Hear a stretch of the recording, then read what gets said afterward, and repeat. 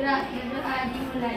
Bismillahirrahmanirrahim. Terima kasih. Untuk materi sebelumnya kemarin kita sudah membahas saluran mobilitas. Sebutkan saluran mobilitas sosial. Saya Bu.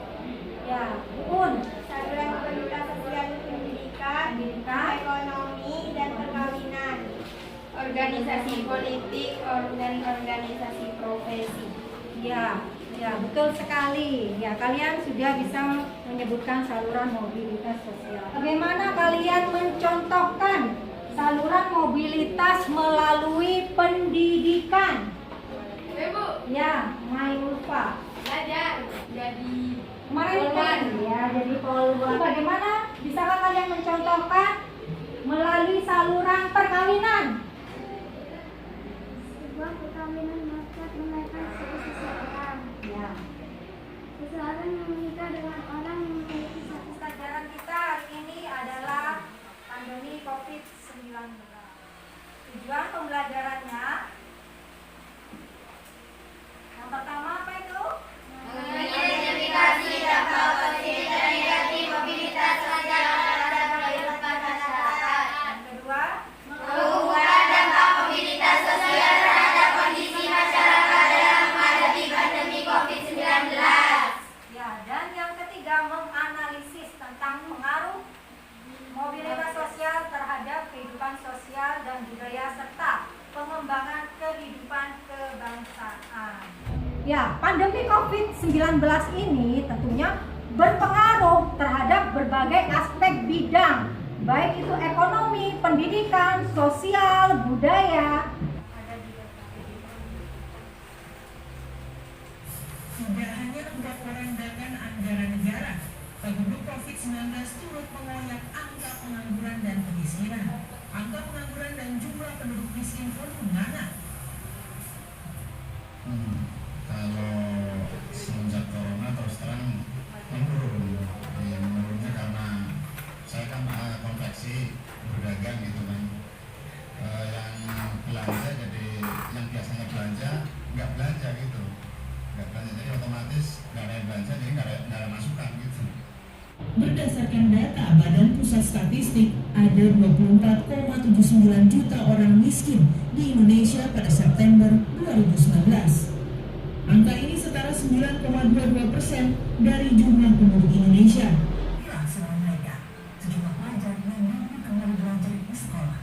Pelajar pun berharap ada teknis pelaksanaan belajar mengajar yang lebih efektif. Benar banget sekolah lagi karena kalau di sekolah lebih efektif aja belajarnya, lebih enak tetap muka, terus lebih ngerti materinya juga. Di LKPD kalian saya persilakan untuk berdiskusi mengenai dampak pandemi COVID-19 terhadap mobilitas sosial dengan kondisi masyarakatnya, baik di bidang pendidikan dan ekonominya. Di sini penilaiannya tentu ide dan gagasannya kalian uraikan. Untuk keterampilan saya menilai keaktifan kalian dalam berdiskusi, keaktifan bertanya, keaktifan menjawab, presentasi. Menguraikan dampak dari ekonominya. Kira-kira dampaknya apa? Kegiatan, produksi, distribusi, konsumsi, pendapatan menurun dari produksi. Berdampak negatif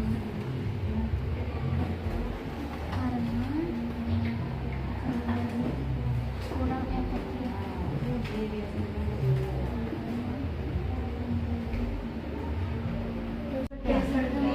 Solusinya adalah dari data itu berikan solusi.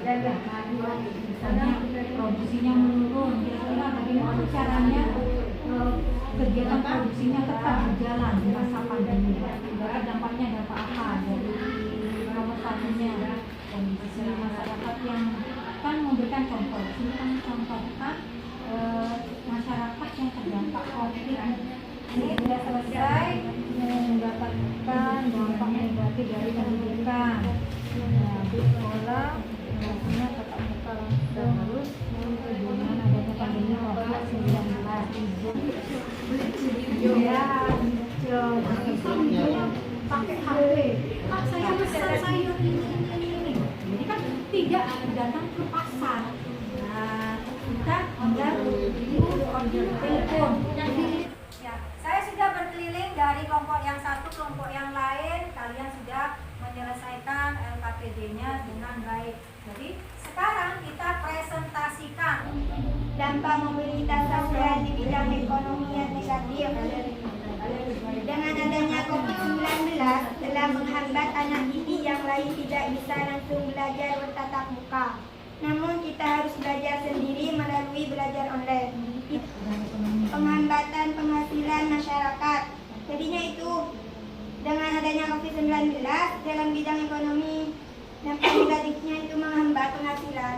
Kira-kira dari presentasi temannya yang di depan ada tambahan, ada sanggahan, Pak Yuna. Kan kalau menjual online itu kan sekarang diperlakukan otomatis pengiriman bukan terhambat gimana, Bu? Distribusian itu bisa berjalan dengan lancar.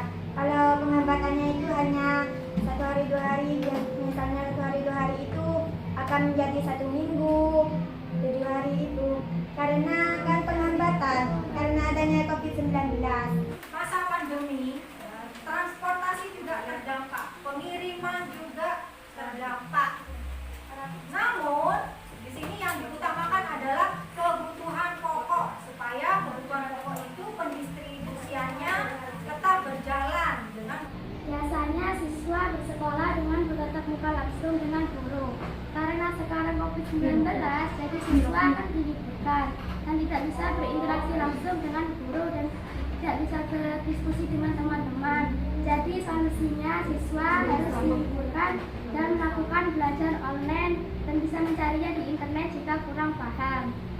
Dampak negatif di bidang pendidikan. Sekarang COVID-19 menyebabkan perusahaan dan pertokoan harus di PHK pekerjanya. Solusinya kita bisa bekerja online sendiri dan mencari kreativitas sendiri. dari presentasi beberapa kelompok tadi. Tentunya kalian sudah tahu, sudah bisa menguraikan dampak-dampak dari mobilitas sosial. Tentunya negeri kita akan berdampak kepada kemiskinan, ya kan ya? Kalau banyak tenaga kerja di PHK, terus dunia pendidikan terhambat, kita berjuang bersama-sama melawan COVID-19. Sampai di sini sudah jelas, bisa dipahami? Bisa. Kesimpulan dari materi hari ini, coba Uun maju ke depan untuk menyimpulkan dampak mobilitas sosial. Dampak mobilitas sosial.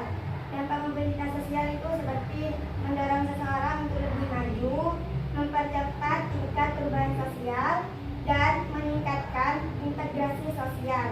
Sedangkan kalau dampak mobilitas dalam negatifnya yaitu seperti terjadinya konflik, gangguan psikologis. Nah, ya sudah, terima kasih untuk kesimpulannya.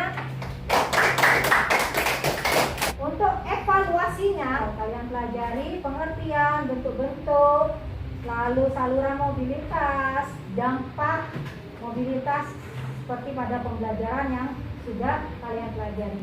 Ya sudah, saya cukupkan sekian pertemuan kita hari ini. Semoga bermanfaat dan tetap semangat belajarnya. Wabillahi taufiq wal hidayah. Wassalamualaikum warahmatullahi wabarakatuh. Waalaikumsalam warahmatullahi Kita wabarakatuh. tutup dengan doa penutup majelis.